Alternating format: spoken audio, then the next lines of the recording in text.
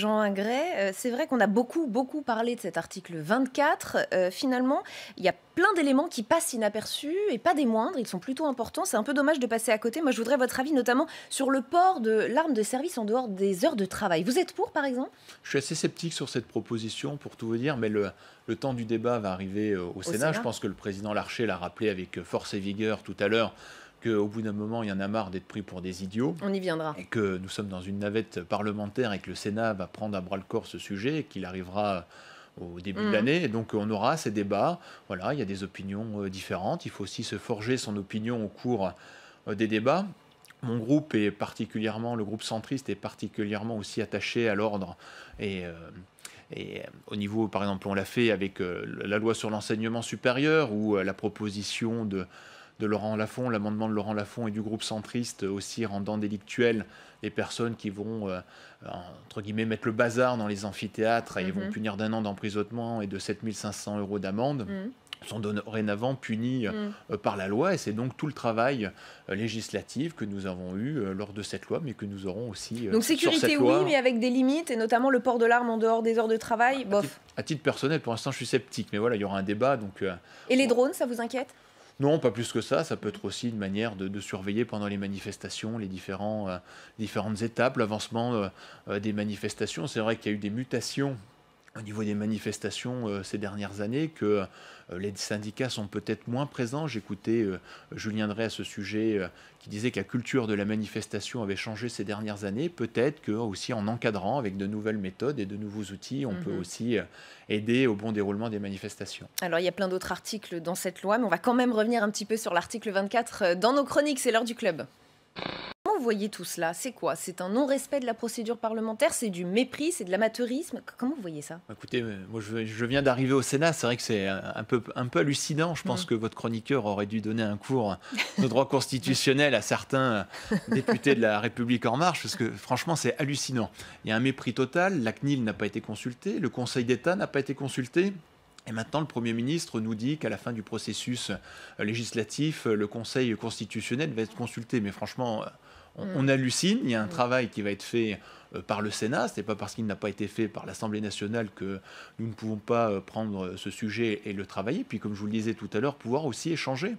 Je pense que beaucoup de sénateurs sont en attente de dialogue, d'échange et puis de co-construire ce texte tout simplement. Je vais peut-être me faire l'avocat du diable, mais est-ce qu'il n'y avait pas aussi un besoin d'apaisement au niveau de l'opinion? Pas au niveau parlementaire, mais au niveau de l'opinion, avec ces manifestations qui avaient mal tourné, ces violences qui avaient très mal tourné. Est-ce que c'était pas aussi un geste d'apaisement de dire à la population, nous allons le réécrire? Voilà, vous avez gagné, on est humble, on a fait une erreur, on le réécrit. Est-ce que finalement le message ne s'adressait pas plus aux Français qu'à vous?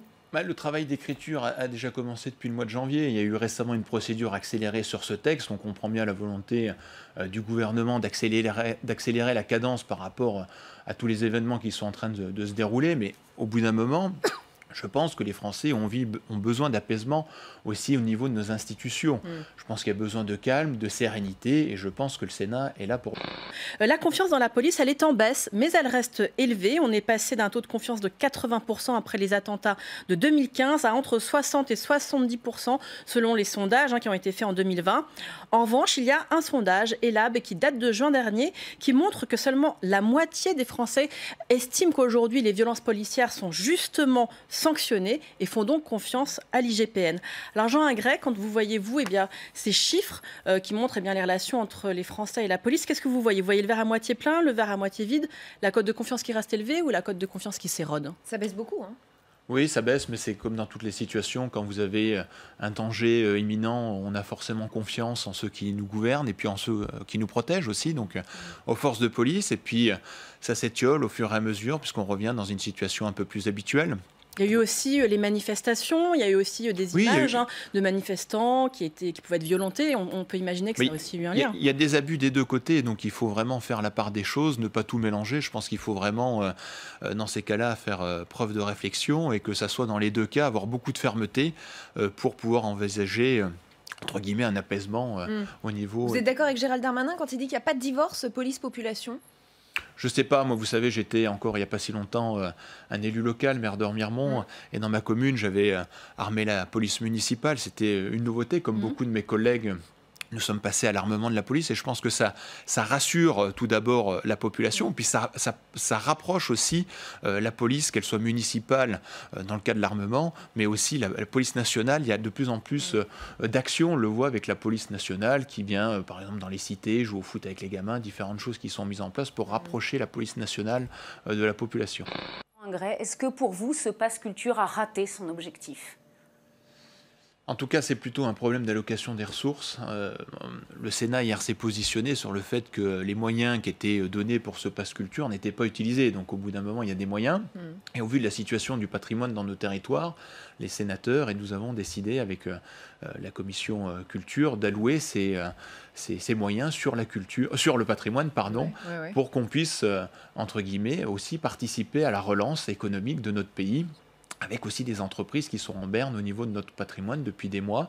Je vois dans mon département, c'est moins 40% d'activité au niveau du patrimoine et ça s'en ressent au niveau économique. Donc vous assumez de flécher plutôt les moyens vers le patrimoine plutôt que vers la culture pour les jeunes. Oui, mais ça a été rappelé par mon collègue dans le reportage, les crédits ne sont pas utilisés.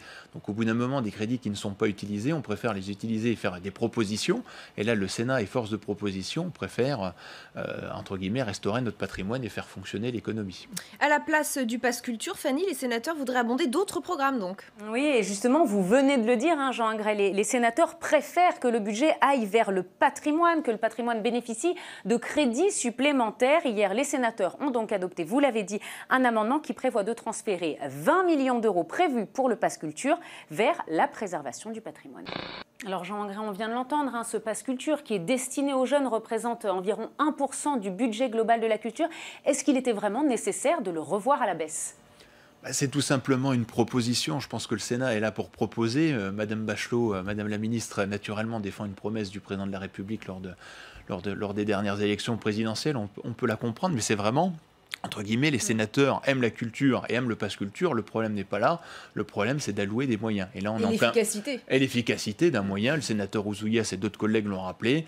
L'efficacité reste à prouver. Quand vous avez des gens de droite, de gauche, d'extrême gauche qui vous disent que ça ne fonctionne pas, je pense qu'au bout d'un moment, il faut quand même se poser les bonnes questions. Jean Ingray, on va se lancer dans la dernière partie de ce club. C'est l'heure de votre carte blanche.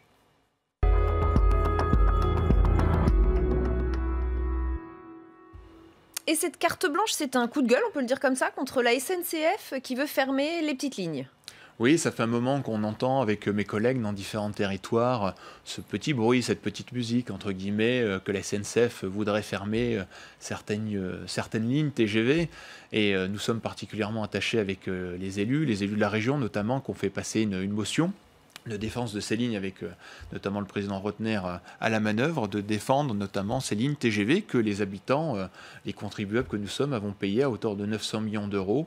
Et donc la SNCF, avec des erreurs entre guillemets stratégiques au niveau des investissements dans le passé, voudrait supprimer ces lignes pour faire des économies substantielles. Vous avez des moyens de lutte ou pas du tout ? La lutte, elle est politique. La lutte, c'est le pouvoir d'influence, c'est de se battre pour sauver ces lignes. Moi, en tant qu'ancien maire d'Ormiremont, j'ai une gare TGV dans ma commune. C'est important pour nous en termes touristiques, en termes aussi économiques. Il y a beaucoup de chefs d'entreprise et de cadres qui prennent cette ligne TGV. Donc, c'est important de se battre aussi pour le quotidien des habitants de nos territoires. Jean Ingray, une dernière question avant de se quitter. Je voudrais votre réaction à ce que vient de déclarer Emmanuel Macron sur les stations de ski. Je sais que c'est un sujet qui vous concerne, qui vous intéresse. Le président envisage, je le cite, des mesures restrictives et dissuasives pour les Français voulant skier à l'étranger à Noël. Ça fait beaucoup réagir au sein de l'opinion, et pas que ceux qui vont skier, qui ont la chance d'aller skier. Qu'est-ce que ça vous inspire, cette perspective de sanctions pour les Français qui iraient skier à l'étranger ?